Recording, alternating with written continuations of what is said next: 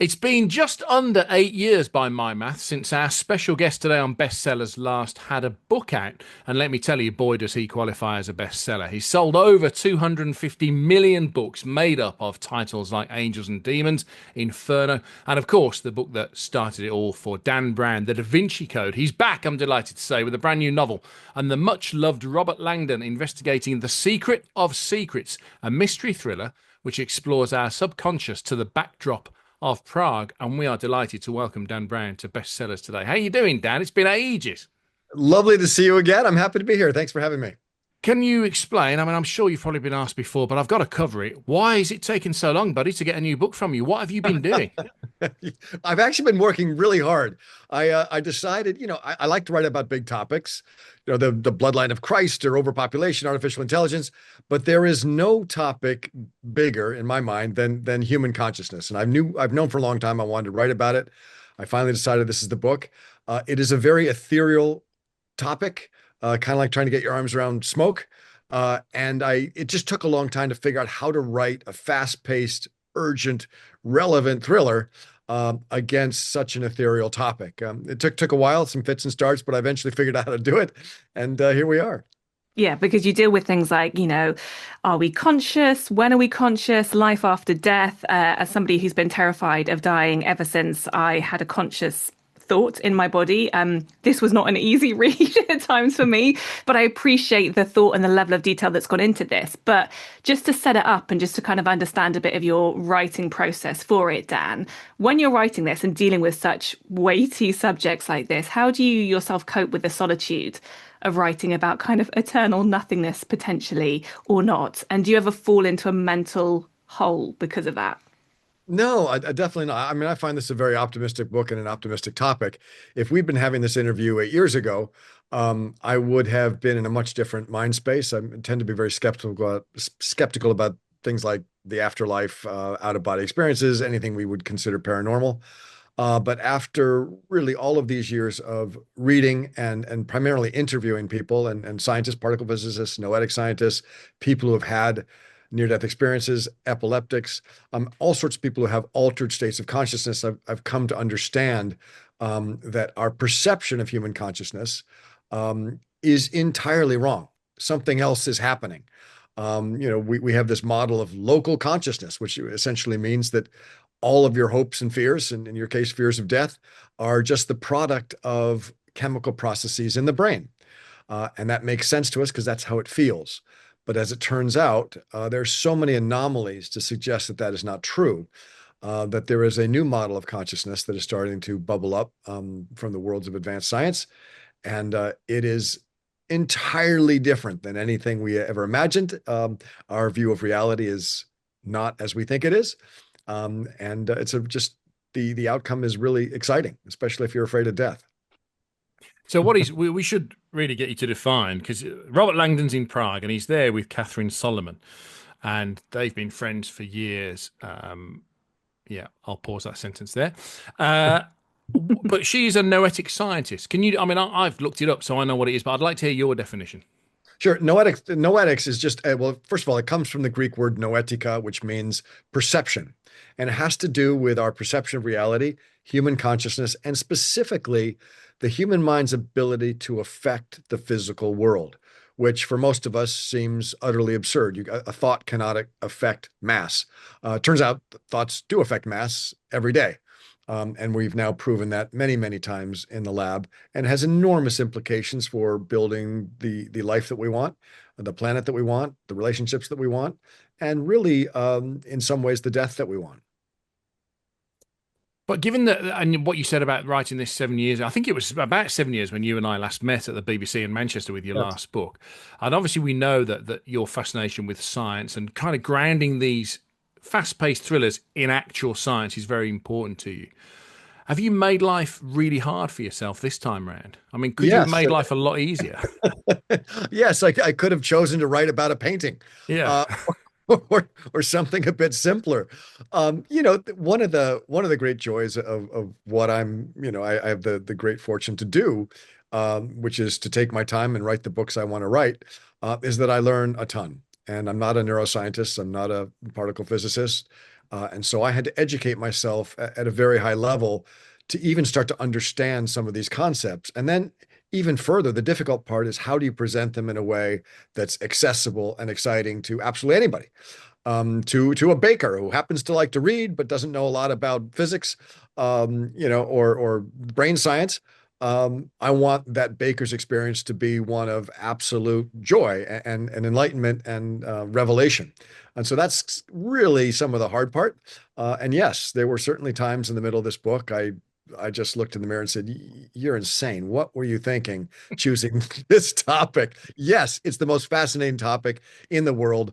I don't think there's anything more interesting you could write about, but wow, it is tricky and it's difficult. But I had a great time doing it nonetheless, and I'm very happy with the way it came out.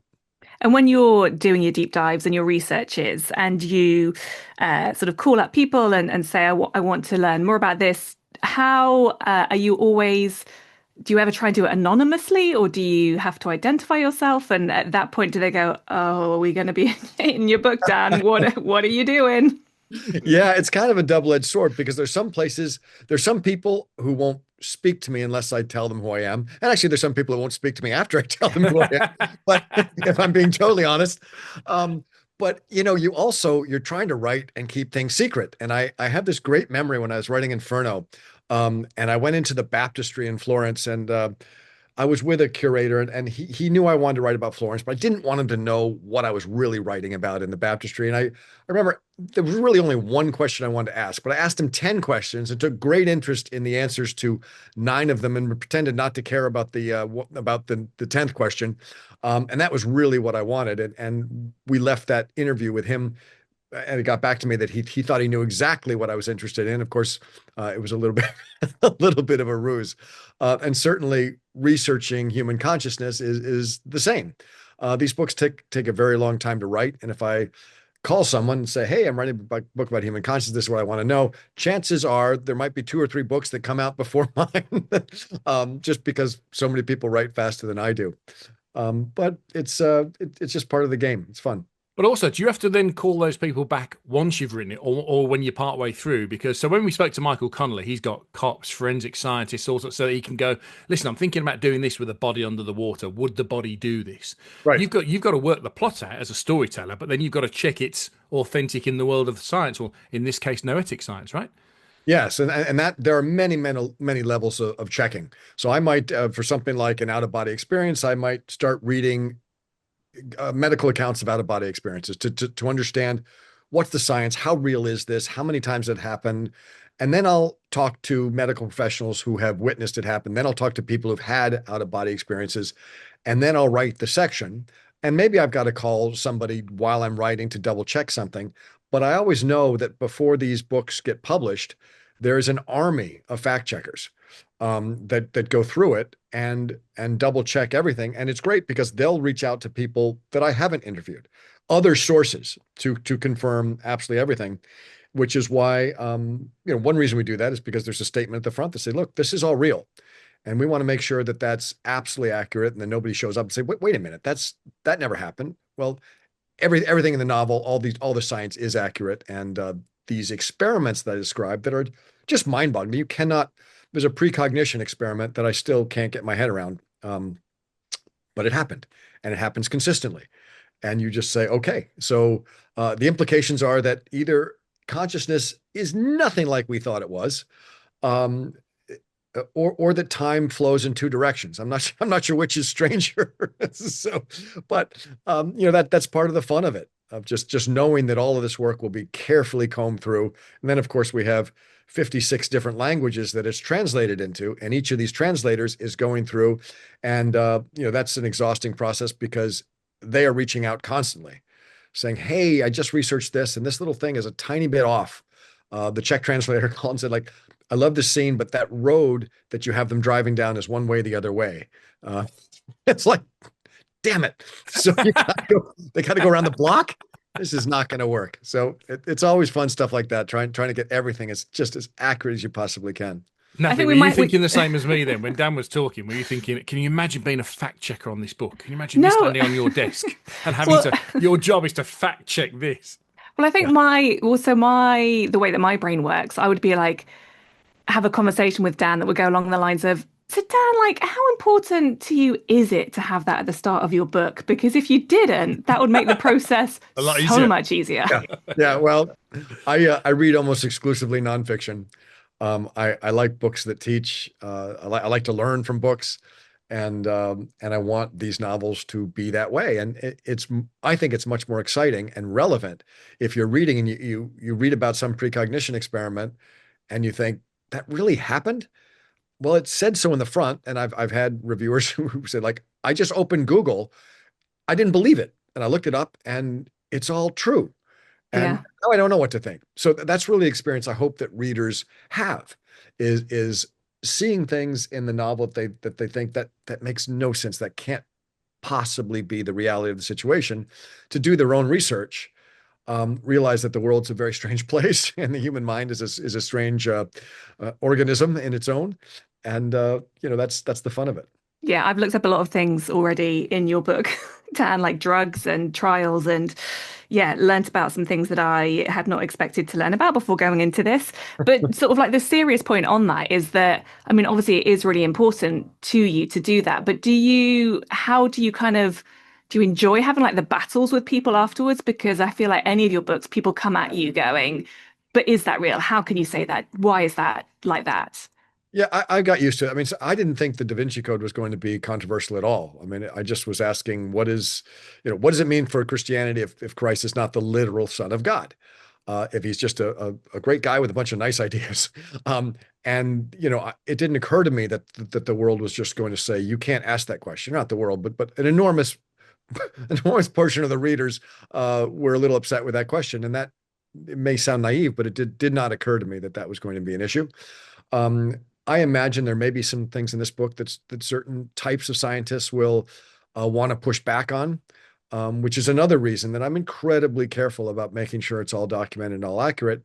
Um, and I've just gotten used to it, and I try to process it as this is a good thing. This is creating dialogue, and that is really the primary thing that I'm hoping to do as a writer. Beyond entertain, you want someone to close the book, immediately call a friend and say, "Did you read this? Like, how could this be? I agree with this. I disagree with that. And what do you think?" And those are the sorts of reactions that get me excited. And I actually don't mind it when people push back because we can engage in a dialogue, provided it's respectful and relatively logical. I got for Da Vinci Code, I had people who would fight just by quoting Bible verses at me, and I just said I'm not sure how to respond. And I also had some great conversations with nuns, Catholic nuns, who said, "Thank you for the sacred feminine. Thank you for pointing out that we have literally married Christ. We have given our lives to Christ, and we're still not fit to stand behind the altar or give communion. We're second-class citizens." So there's a lot of good conversations that come out of it too. Beat small talk. Usually. Shall we hear some, Dan? Can we dip into your book with you, The Secret of Secrets, and just, I presume we'll join this right at the beginning, will we, to make sure we don't get any spoilers? Well, I'm just going to read right from the prologue. Fair warning, I was not aware this was happening. I've not practiced this. I don't even have my glasses. We're just going to see what happens here. Prologue. I must have died, the woman thought. She was drifting high above the spires of the old city. Beneath her, the illuminated towers of St. Vitus Cathedral glowed on a sea of twinkling lights. With her eyes, if she still had eyes, she traced the gentle slope of Castle Hill down into the heart of the Bohemian capital, following the labyrinth of winding streets that lay shrouded in a fresh blanket of snow. Prague. Disoriented, she strained to make sense of her predicament. "I'm a neuroscientist," she reassured herself. "I am of sound mind." That second statement, she decided, was questionable. The only thing Dr. Brigida Gessner knew for certain at that moment was that she was suspended over her home city of Prague. Her body was not with her. She was without mass and without form. And yet the rest of her, the real her essence, her consciousness, seemed to be quite intact and alert, floating slowly through the air in the direction of the Vltava River. Gessner could recall nothing from her recent past except a faint memory of physical pain. But her body now seemed to consist only of the atmosphere through which she was floating. The sensation was unlike anything she had ever experienced. Against her every intellectual instinct, Gessner could find only one explanation. I have died. This is the afterlife. Even as the notion materialized, she rejected it as absurd. The afterlife is a shared delusion created to make our actual life bearable. Very nicely done. Thank you for doing that for us. I All really righty. appreciate that. I am sure, as Natalie, I wrote down a load of things that I wanted to ask you that cropped up in this book, and as I'm reading about your exploration of our consciousness, I was reminded of every now and again. We're both journalists, and you'll hear stories here in the UK of the guy that turns up on the shore in Blackpool, and he doesn't know where he is, what his name is, but he can play the piano like a maestro. And I'm really delighted that then some of these find their way into your prose, and it's cool. Well, I only know this because you told me through the book. Sudden savant syndrome, and I'm Yes. still fascinated by it. You, I'm fascinated by it, and I just spent 8 years researching it. There is no possible way that a baseball can hit an 11-year-old kid in Arizona in the head and he wakes up speaking Mandarin Chinese, or that somebody can have a car accident and turn into a virtuoso violinist when they've never held a violin.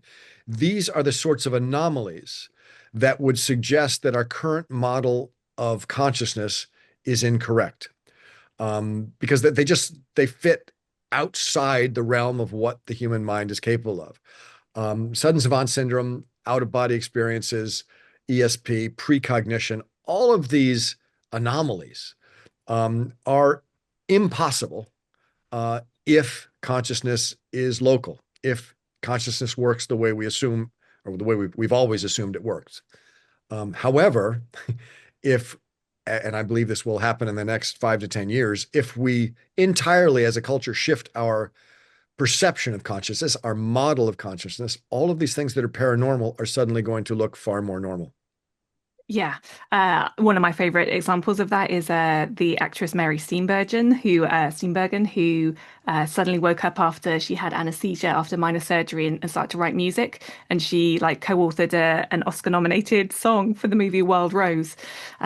I love like those stories like that as well. But I should say that, again, the way my particular brain works, I also highlighted things in your book, such as how Langdon uncorked a bottle of 2016 Salaya, his favorite Super Tuscan wine, which I looked up £500 for a bottle of wine, Dad. I'm hoping the folks at Celaya send me a case. I could say neat trick, like. Yeah. Well, Keaton sent me a suit, and the guys who have Langdon's Harris tweed coat, they sent me a jacket. So I figured, aim high. So the stuff that we were just talking about. Would you then, given it struck me reading this book that there's more science is uncovering that we ourselves can't comprehend about our own brains, right, and our consciousness. Would you have faith now in, say, going to see a fortune teller? Do you believe that those people are more than just a kind of dog and pony circus act? Some of them, yes, and many of them, no. In the same way, if you look at religion, there are some preachers who are very connected to their spirituality and are working with total integrity, and there's some who are not. So the trick is finding the right people. But yes, I have much more faith in that sort of thing than I do before. And actually, I've got a friend from college who, when I told him what I was writing about, he said, I had the weirdest experience. He lives in Santa Monica, California. He goes, I went to this fortune teller who somebody recommended, and I said, look, I don't believe in fortune telling. Tell me something that's going to happen in the coming week, and then I'll believe you. And the woman said, you are going to get a moving violation. And he said, okay, that's pretty concrete. So he went home, and for 6 days, he drove as carefully as he could. And on the 7th day, he parked his car in the garage, said, I'm not even going to drive. I'm going to prove this woman wrong. I'm just going to go out rollerblading on Santa Monica Pier. He got stopped and given a ticket for rollerblading in an area he wasn't allowed to rollerblade. And he called me. He called me saying, like, this really happened to me. I don't know what to make of it. And those are the sort of anecdotal stories you just sort of shrug and go, I don't know, maybe she got lucky, but that seems pretty specific. Yeah, well, I think it's all those things where, people talk about manifesting as well, right? That's sort of such a notion these days as well that people have a lot more faith and trust in, I think, than they would have done even maybe 10 years ago.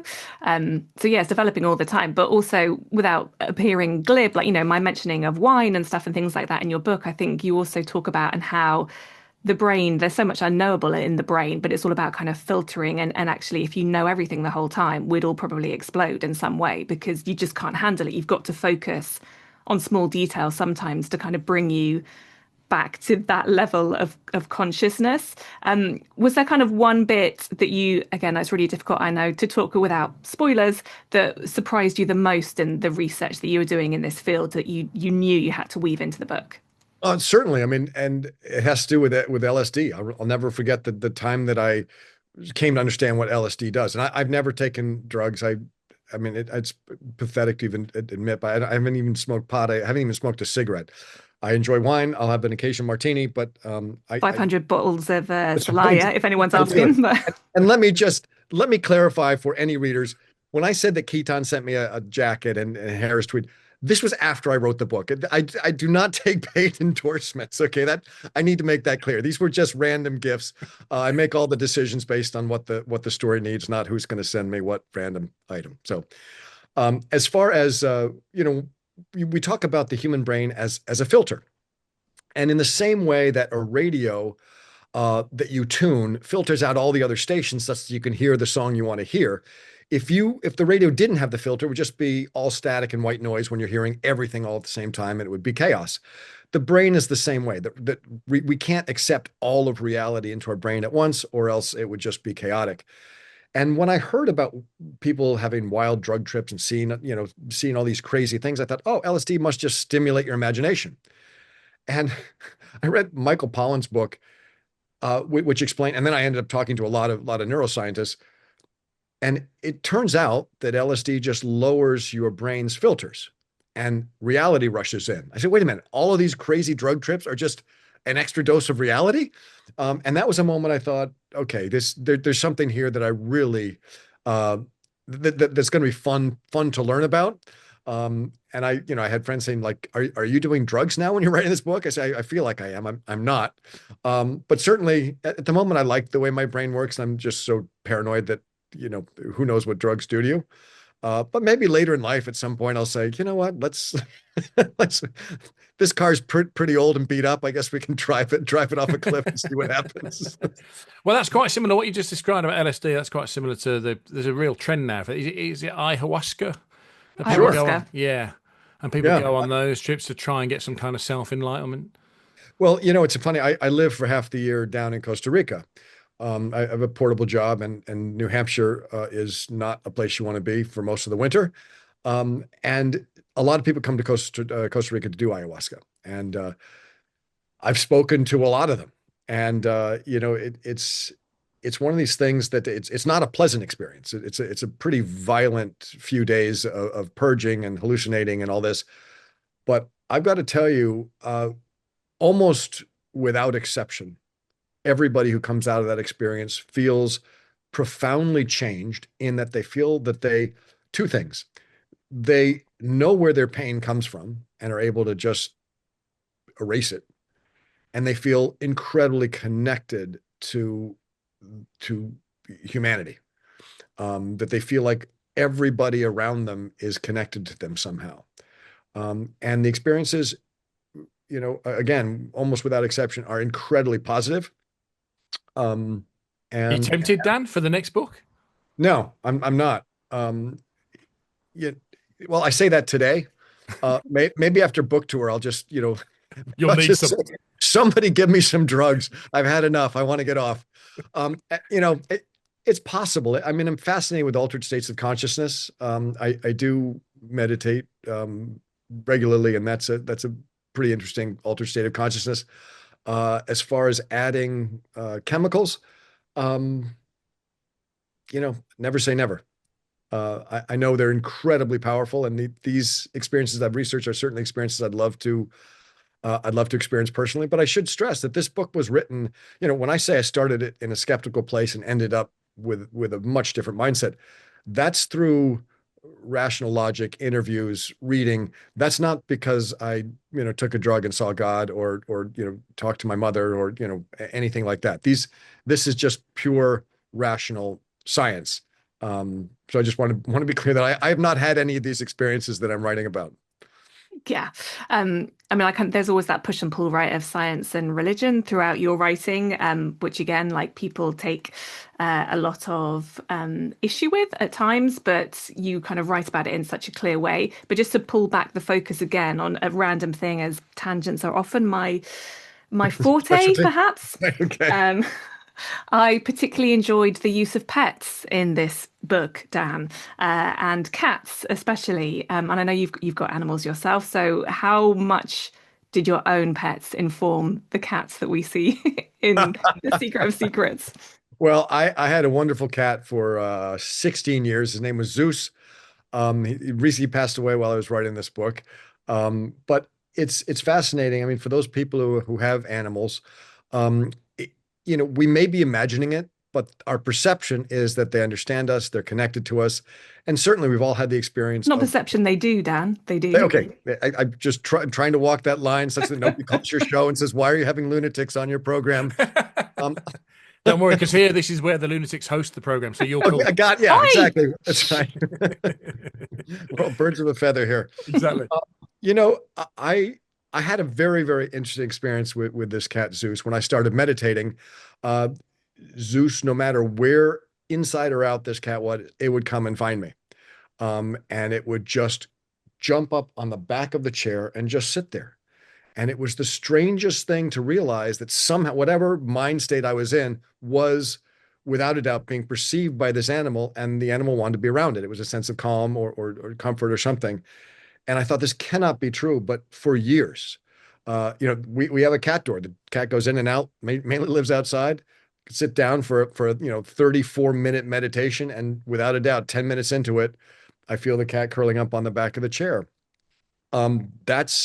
That's about as mystical experience as I've had with animals. And I have a dog, Winston, who's right here actually. Winston, oh, say hi, Hey, Winston. Oh, buddy. Winston, hey, he's are you flat alive? out. He's flat out. Hey, say hello. There we Oh, go. That's the big hello. Okay. poor Winston. That's He's right. like, dude, leave me alone. I'm having a nap. Sorry, buddy. Um, Winston's like, what are we doing? We're going out. You got a treat. What's happening? I know, exactly. he's Do gone you know, back it's to funny, sleep. Dan, I've just been on tour last week with another author, Mark Ratcliffe, who's a British broadcaster who's got Yeah. a dog, Arlo. It's a Cavapoo. And he says that without fail, Arlo will go to their landing where the window gives a view of the road into the house exactly 2 minutes before Mark gets home every day from work. Now, how I does the believe it. dog know that, right? Yeah. And invariably he comes home at slightly different times every day. And it Yeah. is a very strange thing. Mm.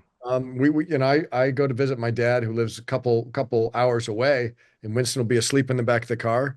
And as I pull down, my road, he wakes up and stands up. And you're thinking, I've been taking lefts and rights for the last 2 hours. How do you know that we're there?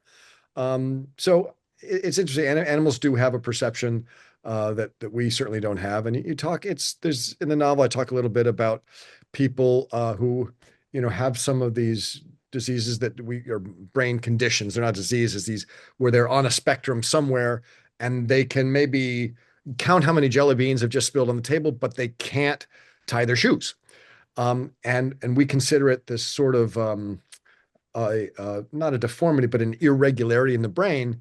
And the reality is it is a specialized radio. And I think if we start to understand the the human mind as a receiver and realize that there are people who are receiving things that we can't receive.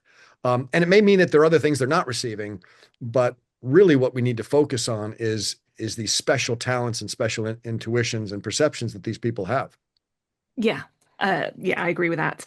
And in terms of sort of hearing you talk about that made me think about there's obviously so much science in this book, but the way that you describe the science is often Robert Langdon will be discussing it, or Solomon, or would you have obviously your characters discussing this, but trying to explain it to other people. And to do that, they simplify the process.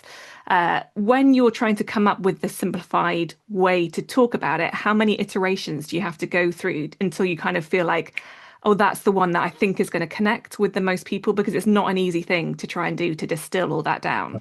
I would love to tell you I get it right the first time. It depends, but I mean, it's often 4 or 5 drafts. And by drafts, I mean, I'm not talking about changing a few words. I mean, telling it from a different point of view or using a different analogy or setting it in somebody else's voice. Um, that is the hard part of these novels and really what lies at the core of why people enjoy them, I think, is that you don't have to stop and say, I don't get it. Or if you don't get it, Robert Langdon's right there and he's going to say, wait a minute, I don't get it. Um, you know, so it's Robert Langdon plays a skeptic and he also plays kind of an everyman, meaning that the reader can just relax and read the book and know that if they hear something that strikes them as that's ridiculous, that could never happen, they don't have to stop and look it up because the next line is Robert Langdon saying that's ridiculous, that could never happen. And so you've got your little alter ego skeptic saying, convince me of that. Or Langdon will say, you lost me. Okay, well, let me explain it a different way. And so Langdon's always there to make sure that the reader isn't lost and isn't being asked to believe things just on face value. Like there's somebody saying, like, convince me. I know that Netflix have signed this already, which is bizarre because I mean, it's an apt title for your new book, The Secret of Secrets. It's so bloody secret. We had to sign documents to receive it. You've got a book there with no writing in it that you showed us earlier. So, and then you wrote it. It's your book. It's your Yep. novel. So you're a writer and an exec, though, for Netflix. And does that mean the return of Hanks? No, it'll be a totally new actor. Because they're hoping that this goes for many, many seasons and that they'll do some other books I've written. We'll do whatever I write in the future. They really need to start with a slightly younger actor. Hanks is great and what an honor to have him play Langdon. It's just that we're going a different direction. They're going a different direction. I have not a whole lot to do with it. I'm the executive producer and people say, what is that? And I said, I'm not sure. I don't think I do anything. Does he give you a say on casting? So, allegedly, as far as I know, it does. But I tend not to get in the way. This is not my world. I mean, if I really don't like the actor, I suppose. But the producer is a terrific guy. Carlton Cuse produced Lost, produced Jack Ryan. I mean, he's very experienced, loves the book. He's got a great writing room, and Netflix is just what a wonderful home for it. They've been fantastic. It'll probably be 8 or 10 hours of this. It'll be an 8 or 10 hour movie. We're Hmm. filming in Prague with a pretty sizable budget, so it should look fantastic, and I'm sure we'll get some great talent as actors. I'm And looking those forward. 10 1 hours give it the space it needs, I think, so that we can get the explanation alongside the drama. Sure, and one of the big challenges is a lot of the explanation is in Langdon's mind. Or, for example, he breaks a code. He figures out an elevator code. It's a very cryptic code that's referencing Arabic and Latin and all this crazy stuff. And he figures it out in his head, which is really fun on the page. But on screen, it's kind of tricky unless he talks to himself so that was sort of one of the calls I got, from the writer's room saying like, hey, we're not sure how to do this. And they figured it out and they're going to do it in a really clever, fun way. So I'm encouraged. I think it's going to be a great show. Yeah, I mean, sort of knowing that as well, it's amusing that we've had other people come on this podcast and say how they're aware that some of the books they've written would never be adapted because they're so wildly expensive because they use real life locations or they dash all over the world. And that's never a thought, I don't think, that enters your head, Dan, because you go to like some really extreme locations in Prague, which is where this one's set. And so recreating that for television is not going to be cheap. No, I mean we'll have to film there, obviously. And it's funny. I've learned a lot through the adaptation process. Writers have an enormous luxury in that we can have a flashback and set it in Malta with a cast of 1,000 crusaders riding across the desert, and it costs nothing. And then if we don't like it, we just throw it out. And that's a film that's a scene that we filmed for the Da Vinci Code that never made the cut, and that was $1 million day that that just didn't make it. And and also flashback doesn't play as well on screen as it does in novels. Internal monologue, if you put internal monologue in a movie, it better be a serial killer because the person sounds insane. If you hear all their thoughts. So I've learned to have an enormous respect for screenwriting as a talent. I've written a few screenplays myself based on my novels, and I thought like, oh wow, so it's sort of like handing somebody a very colorful painting and saying, we want you to do this exact painting, but we're only going to give you a piece of charcoal. Now do the exact same thing. And you're like, what about point of view? What about flashback? What about internal monologue? Like, I can't use those? No, you can't. Yeah. Wow. And point of view, there's a camera. That is your point of view, period. Yeah, it's true. And just before we get your book recommendations, Dan, as well, in terms of adaptations and things, can you say anything about, is it Wild Symphony, the sort of Fantasia style animation that you're doing as well? I'm right now working with the team that did immersive Van Gogh. I don't know if you saw all the Van Gogh paintings, Hmm. Yeah. and we're doing Wild Symphony immersive, which should be just incredibly fun. And until that's done, it's being performed all around the world by major orchestras, and occasionally I will go and read on stage along with the orchestra. It's been just a joy to see how well that's been received. And I have high hopes for it in the future. I think it will continue to grow, and it's a wonderful thing for kids to be able to appreciate music and books. That's the way I grew up without a TV. It was all classical music and books all the time, which may explain why I'm a little odd. But that's what my parents You're wanted. among friends here, buddy. You're That's among right. friends. Okay, that's right. Yeah, and like looking at that room that you're in right now, I think you've done all right. Yeah, So yeah, It's it's funny. worked. This room I call the Fortress of Gratitude, just because it's a reminder of the relationships I have with 56 publishers around the world. I work in a room that's up there, so I commute actually through this library, and it also functions on really tough days. When you think you don't know what you're doing, you can come down, just sit for a minute, and say like, "You're doing something right. Relax. It's all gonna be okay." So that's always a nice function of this room. The last time I met you, you told me that you'd wrote every single day, right? Even on Christmas Day, you write, right? I remember I that do. sticking with me. Now I read, I want to know if this is true or not, that you've got some gravity boots and you quite like to hang upside down.